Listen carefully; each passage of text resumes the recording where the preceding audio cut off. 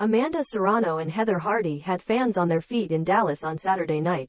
Attendees may have bought tickets to see the Jake Paul-Nate Diaz main event, but by the 10th and final round of the Serrano-Hardy rematch, the two friends, rivals and former sparring partners from Brooklyn had galvanized the crowd. Serrano's unanimous decision victory was almost an afterthought for two women who have fought so hard to legitimize the sport. They began the 10th frame by embracing, and after fighting for 2 more grueling minutes, did so again after the final bell. Heather is a hell of a fighter, Serrano, 45-2, the undisputed featherweight champion, said of Hardy. She's as tough as they come. Amanda Serrano, right, and Heather Hardy went to war for 10 rounds in the co-main event. The two fighters embrace at the end of the bout as the crowd applaud their battle. Serrano's arm is raised to the crowd after she defended her belts against Hardy in Dallas. Dallas was certainly convinced of that on Saturday, when Hardy was cleared to return in the 9th round after referee Lawrence Cole asked the fight doctor to examine her swollen face. She sprinted back into the fray, finishing the 9th on a high note. "I still feel grateful," an exuberant Hardy said after falling to 22-3.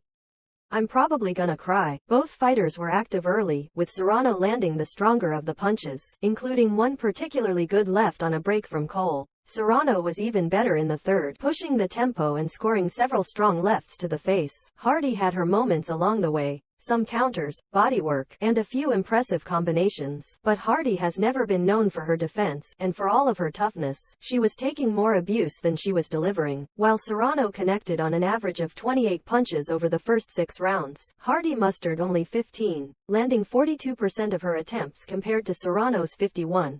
Serrano was dominant, but the pair put on a show for the sold-out crowd in Dallas. The co-main event did not disappoint as Serrano recorded a unanimous points victory. By the start of the 9th round, Cole was questioning Hardy's ability to continue, with the two leaning against the ropes later in the frame. Serrano rocked Hardy with a strong right, and her night, and possibly her career, momentarily seemed to be over. After all, Hardy entered Saturday as a 41-year-old fighting for the first time in 2 years. What's more, she hadn't won a fight since her 2018 victory over one-time nemesis Shelly Vincent. Since then, Hardy dropped a pair of unanimous decisions, including one to Serrano. In fact, it was Serrano who took Hardy's WBO featherweight title in 2019, but Hardy wasn't finished against Serrano, and proved that with a memorable final round. If not a victory, Serrano's immediate future remains promising, although she refused to call out any future opponents in a post-fight interview.